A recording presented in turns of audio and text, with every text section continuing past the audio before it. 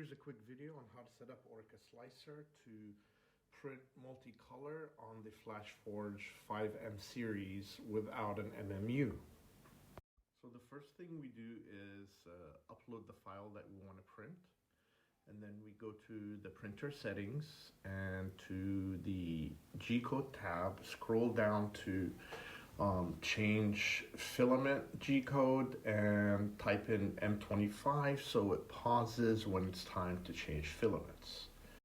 Next we go to multi-material tab to check single extruder multi-material and check manual filament change, uncheck purge prime tower, and uncheck enable filament ramming.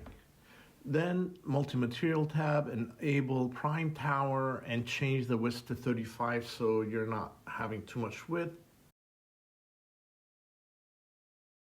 And that is basically it. Slice and send to your printer.